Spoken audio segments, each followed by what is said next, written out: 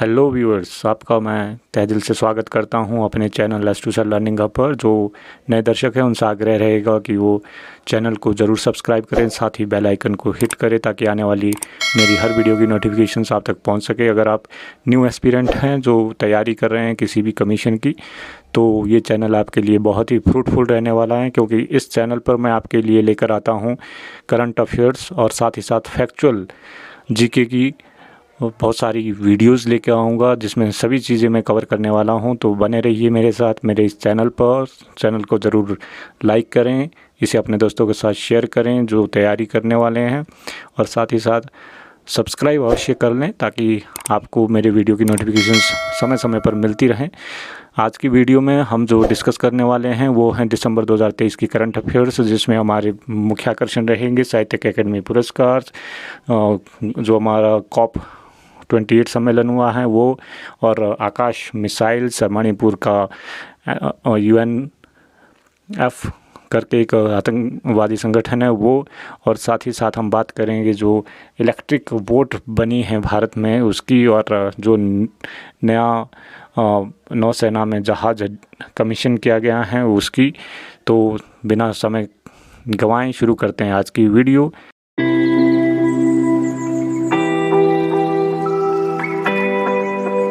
First point रहेगा हमारा भारत रत्न श्री अटल बिहारी वाजपेयी, जिनका जन्म 25 दिसंबर को हुआ था। उनके जन्म दिवस को सुशासन दिवस के रूप में मनाया जाता है, और पहली बार सुशासन दिवस 2014 में मनाया गया था। पॉइंट नंबर 2,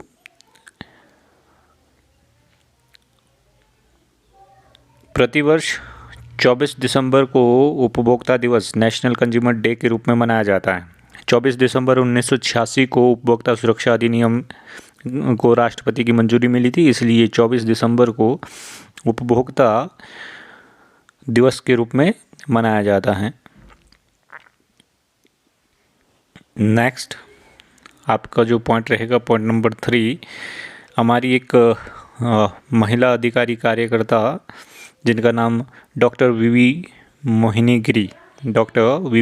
गिरी था, उनका संक्षिप्त बीमारी के कारण निधन हुआ है। तो याद रखें ये महिला अधिकारी कार्यकर्ता थी डॉक्टर वीवी मोहिनी गिरी, इनका हाल ही में निधन हुआ है। नेक्स्ट पॉइंट हमारा साहित्य अकेडमी पुरस्कार रहेंगे। साहित्य अकादमी पुरस्कार 2023। साहित्य अकादमी जो हैं वो केंद्रीय जो सांस्कृतिक मंत्रालय हैं उसके तहत एक स्वायत्त निकाय के रूप में स्थापित किया गया था। 12 मार्च 1954 को स्वायत्त निकाय के रूप में इसकी स्थापना की गई थी साहित्य अकादमी की। और किस मंत्रालय के तहत? केंद्रीय सांस्कृतिक मंत्रालय के तहत स्वायत्त संस्था है साहित्य अकादमी, और इसकी स्थापना 12 मार्च 1954 में की गई थी। और इसका जो उद्देश्य है वो है भारतीय भाषाओं के साहित्य को बढ़ावा देना।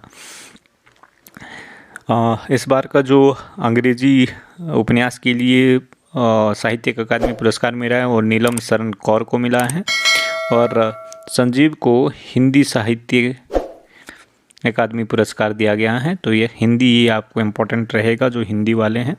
तो 2023 का जो साहित्य अकादमी पुरस्कार है हिंदी का वो संजीव को मिला है उनके उपन्यास के लिए। नेक्स्ट हमारा रहेगा पॉइंट भारतीय अंतरिक्ष अनुसंधान संस्थान, जिसको शॉर्ट में इसरो के नाम से हम जानते हैं। इसको इन्होंने अभी इसरो ने जो है चंद्रयान 3 जो लॉन्च किया है उसके लिए लीफ एरिक्सन लूनर, नाम याद रखें, लीफ एरिक्सन लूनर नाम का पुरस्कार दिया गया है। और ये पुरस्कार जो है वो आइसलैंड की एक संस्था है जिसका नाम है हुसाविक संग्रहालय द्वारा ये जो पुरस्कार दिया गया है इसरो को।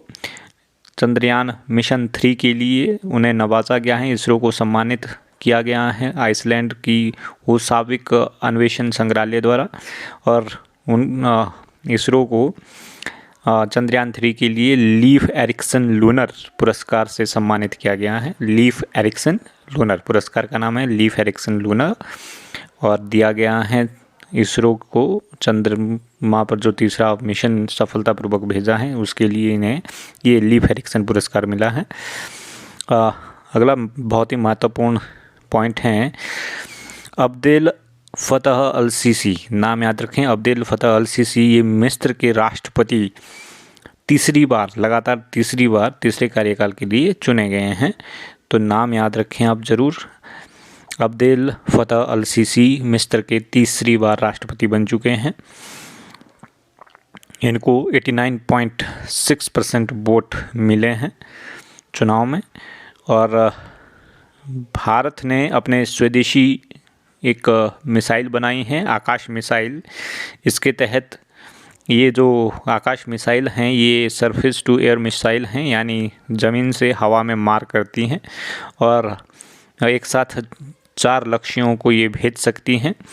और विश्व स्तर पर ऐसी मिसाइल बनाने वाला भारत पहला देश बन गया है। तो ये बहुत ही गौरव का क्षण है हमारे लिए कि भारत ने आकाश मिसाइल बनाई हैं। एक सरफेस टू एयर मिसाइल है, सतह से हवा में मार करती हैं और एक साथ 4 लक्ष्यों पर हमला करने में सक्षम हैं।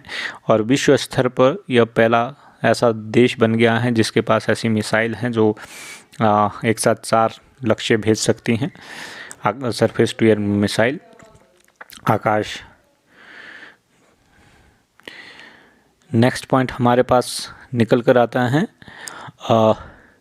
गाज़ा में जो युद्ध विराम का प्रस्ताव लाया गया था यूएनओ में।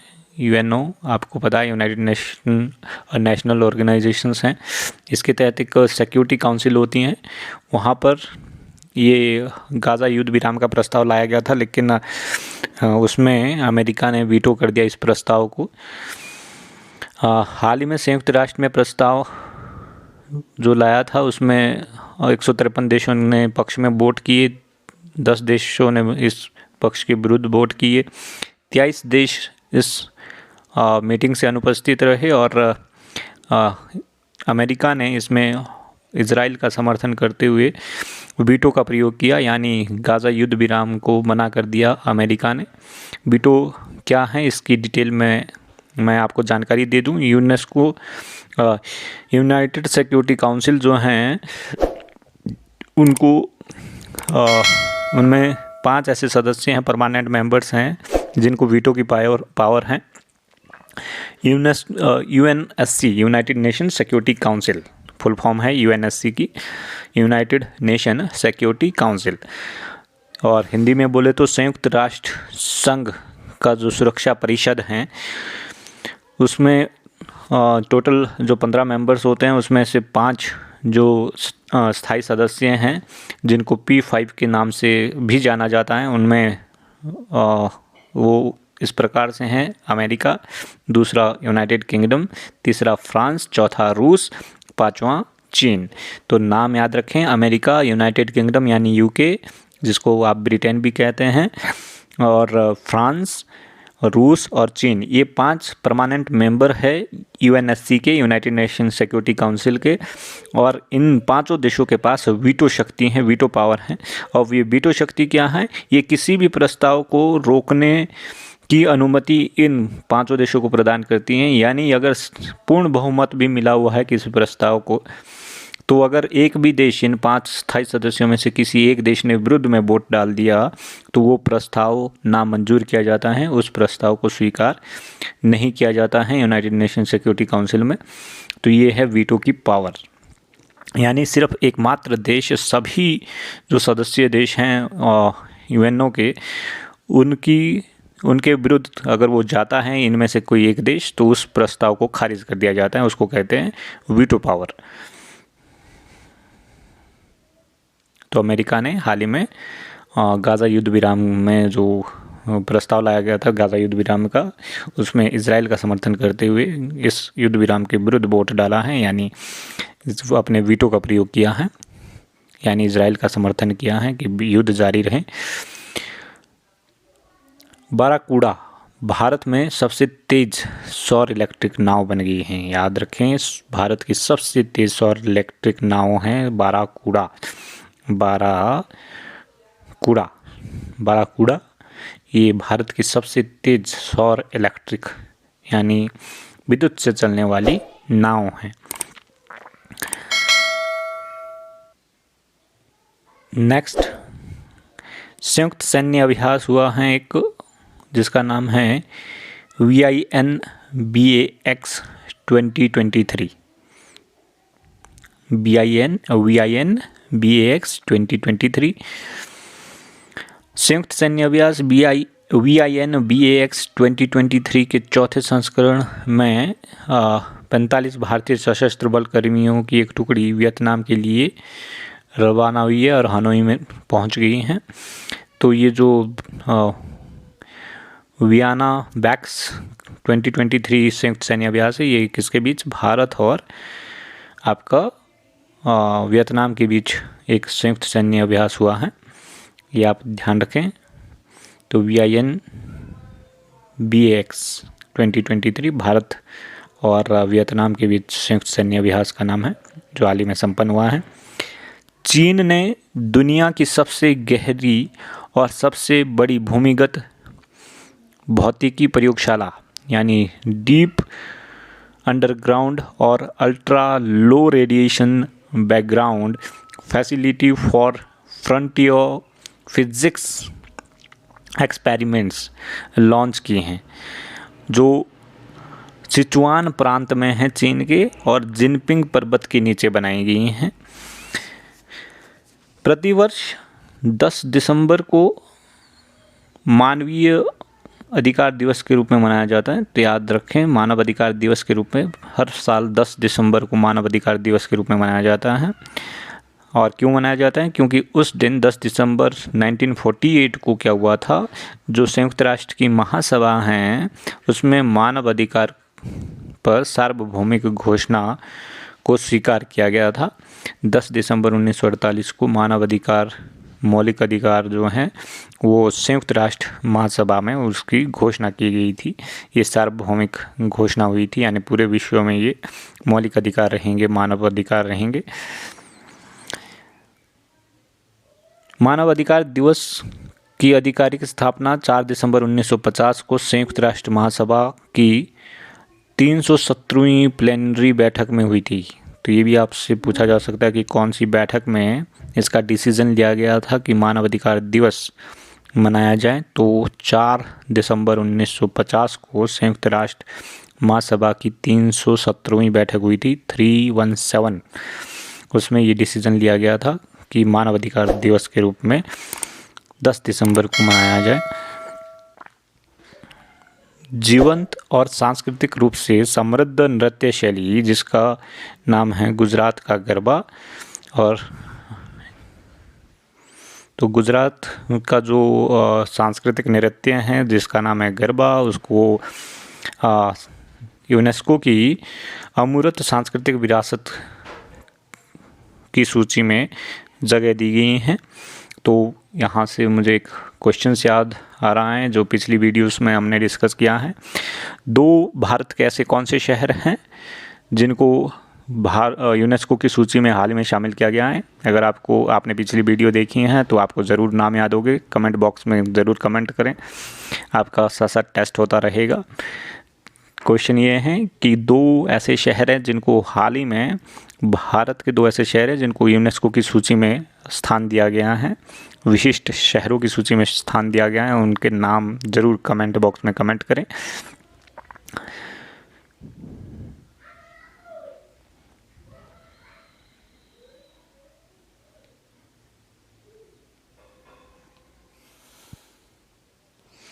बहुत प्रत्याशा और थोड़ी देरी के बाद गूगल ने आधिकारिक तौर पर अपनी नवीनतम AI यानी आर्टिफिशियल इंटेलिजेंस सिस्टम लॉन्च किया है। और गूगल का जो आर्टिफिशियल इंटेलिजेंस सिस्टम है उसका नाम जेमिनी है, तो याद रखें। और गूगल के CEO जो वर्तमान में हैं वो सुंदर पिचई है, और ये भारतीय मूल के अमेरिकी हैं। ध्यान रखें, ये भारत के हैं जो अमेरिका में निवास करते हैं, सुंदर पिचई। तो गूगल ने अपना AI टूल बना लिया है जिसका नाम है जेमिनी। GEMINI जेमिनी गूगल का आर्टिफिशियल इंटेलिजेंस टूल है। और गूगल के जो वर्तमान में CEO हैं वो हैं सुंदर पिचई। 1 दिसंबर को दुनिया ने जापान के इराबाकी प्रांत में स्थित सबसे बड़े और सबसे उन्नत परमाणु संलयन रिएक्टर, जिसका नाम है JT60SA, JT60SA, इसका संचालन की आधिकारिक शुरुआत कर दी गई है।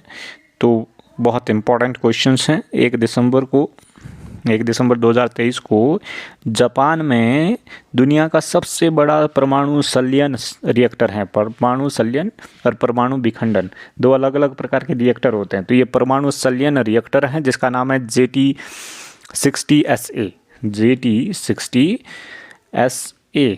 तो नाम जरूर याद रखें, JT60SA, JT60SA।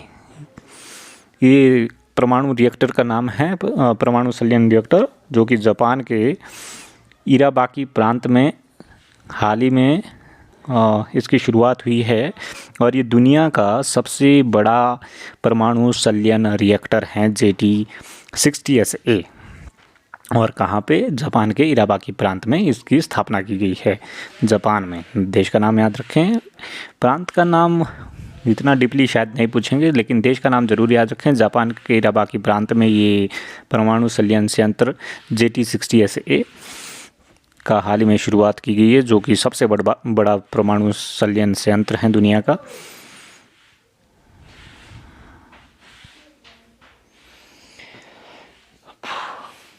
प्रधानमंत्री नरेंद्र मोदी और केन्या के राष्ट्रपति विलियम सामोई रूतो, नाम याद रखें, केन्या के राष्ट्रपति हैं विलियम सामोई रूतो।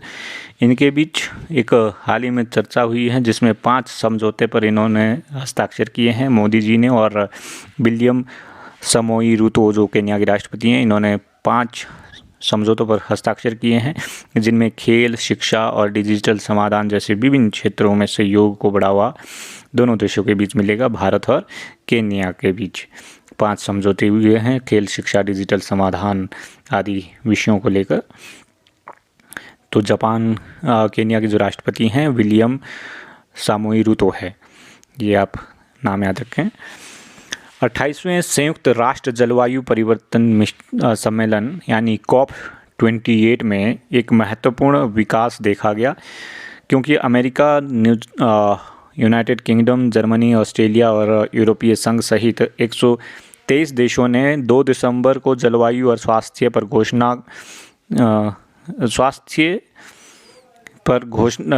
की घोषणा पर हस्ताक्षर किए हैं, लेकिन भारत ने अभी तक इस पर हस्ताक्षर नहीं किए हैं। तो COP28 समझौते पर भारत ने हस्ताक्षर नहीं किए हैं।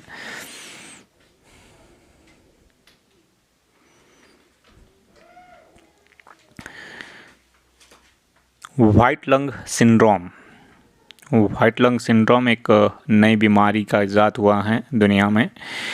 बैक्टीरियल निमोनिया का एक नया प्रकार है ये व्हाइट लंग सिंड्रोम, और आमतौर पर व्हाइट लंग सिंड्रोम इसको कहा जाता है। चीन, डेनमार्क, अमेरिका और नीदरलैंड सहित विभिन्न देशों में ये चिंता का विषय बना हुआ है। तो व्हाइट लंग सिंड्रोम एक बीमारी है जो बैक्टीरियल निमोनिया का रूप है। बैक्टीरियल निमोनिया है एक तरह का, जिसका नाम है व्हाइट लंग सिंड्रोम। और ये किन किन देशों में? चाइना, डेनमार्क, अमेरिका और नीदरलैंड में हाल ही में देखने को इसके मामले मिले हैं व्हाइट लंग सिंड्रोम के। भारतीय वन सेवा अधिकारी जिनका नाम है कंचन देवी, ये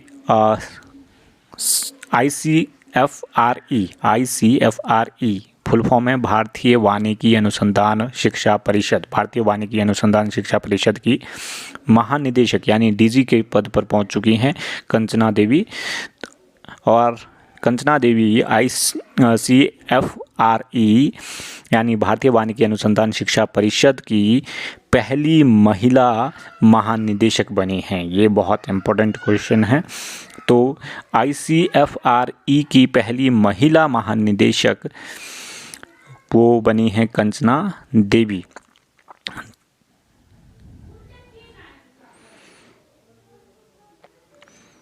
प्रधानमंत्री नरेंद्र मोदी ने दुबई में COP28 में एक उच्च स्तरीय कार्यक्रम के दौरान एक अभूतपूर्व पहल का अनावरण किया, जिसमें खराब बंजर भूमि पर व्यापक वृक्षारोपण प्रयासों के माध्यम से ग्रीन क्रेडिट उत्पन्न करने पर ध्यान केंद्रित किया गया है। तो प्रधानमंत्री ने ग्रीन क्रेडिट को बढ़ावा दिया है, यानी जो भारत में या विश्व में उन्होंने अपील की है कि जितनी भी बंजर भूमि हमारे पास अवेलेबल हैं उन पर कम से कम हम वृक्षारोपण करें, ताकि ग्रीनरी बढ़ाई जा सके और जो पृथ्वी का वातावरण है उसको शुद्ध किया जा सके। तो ग्रीन क्रेडिट की शुरुआत का जो कॉन्सेप्ट है ये नरेंद्र मोदी ने दिया है COP28 में हाल ही में। और केंद्रीय गृह मंत्री अमित शाह ने बुधवार को घोषणा की कि केंद्र और मणिपुर सरकार ने यूनाइटेड नेशन लिबरेशन फ्रंट, यानी शॉर्ट में इसको कहा जाता है UNLF, United nation liberation front UNLF। तो यूनाइटेड नेशन लिबरेशन फ्रंट के साथ एक शांति समझौता हुआ है और ये UNLF एक विद्रोही गुट है मणिपुर में। ये आपका मणिपुर का मैप है, यहाँ पे UNLF United nation liberation front नाम का एक विद्रोही गुट है मणिपुर में, जिनके साथ शांति समझौता हाल ही में हो चुका है। और UNLF क्या है, ये 24 नवंबर 1964 को ये इसका गठन हुआ था, UNLF का, यूनाइटेड नेशन लिबरेशन फ्रंट का, मणिपुर में, जो सबसे पुराना घाटी आधारित विद्रोही संगठन है मणिपुर में। विद्रोही संगठन है ये UNLF, जिसके साथ हाल ही में शांति समझौता हो चुका है। 100% हरित ईंधन का उपयोग करने वाली दुनिया की पहली ट्रांस अटलांटिक उड़ान भरी गई है। 100% जो हरित ईंधन से ट्रांस अटलांटिक उड़ान, यानी अटलांटिक महासागर को पार किया गया है एक उड़ान के माध्यम से, एक जेट के माध्यम से, दुनिया की पहली उड़ान है। और इस उड़ान के लिए कौन सा हेलीकॉप्टर या कौन सा वाहन यूज किया गया था उसका डिटेल में हम पता लगाएंगे। वर्जीनिया अटलांटिक ने 100% sustainable aviation fuel SAF 100% sustainable aviation fuel द्वारा संचालित दुनिया की पहली ट्रांस अटलांटिक उड़ान के साथ इतिहास रच दिया है। फ्लाइट 100 नाम याद रखें, फ्लाइट 100 नाम की यह उड़ान लंदन के हीथ्रो, न्यूयॉर्क का जॉन F कैनेडी अंतर्राष्ट्रीय जो हवाई अड्डा है इसके बीच ये हुई थी। तो लंदन से न्यूयॉर्क के बीच ये उड़ान भरी गई थी। लंदन से भरी गई थी उड़ान कहाँ के लिए? न्यूयॉर्क के जॉन F कैनेडी जो अंतर्राष्ट्रीय हवाई अड्डा है वहाँ के लिए। और लंदन के हीथ्रो हवाई अड्डे से ये उड़ान भरी गई थी। न्यूयॉर्क के जॉन F कैनेडी तक ये उड़ान गई और इसका नाम था फ्लाइट 100, जो कि दुनिया की सबसे पहली सफल उड़ान है हरित ईंधन वाली। तो ट्रांस अटलांटा उड़ान पहली उड़ान है। इसके साथ ही हमारा जो दिसंबर मंथ की करंट अफेयर्स है वो कवर होती हैं इस वीडियो में। आपको वीडियो अच्छी लगी हो तो चैनल को ज़रूर सब्सक्राइब करें, वीडियो को लाइक करके जाएं। और अच्छी ना लगी हो तो आप डिसलाइक कर सकते हैं बेशक, और इस चैनल को अनसब्सक्राइब भी कर सकते हैं। और जिन लोगों को अच्छी लगी हैं वो बने रहें, अगली वीडियो शीघ्र ही आपको मिलेगी। हर मंथ की वीडियोस मैं इस चैनल पर आपको अवेलेबल कराऊंगा। आने वाले टाइम पे डेली करंट अफेयर्स की भी आपको वीडियो देखने को मिलेंगी, तो बने रहें मेरे साथ। और तब तक के लिए bye bye. Thank you for watching this video. See you in the next video.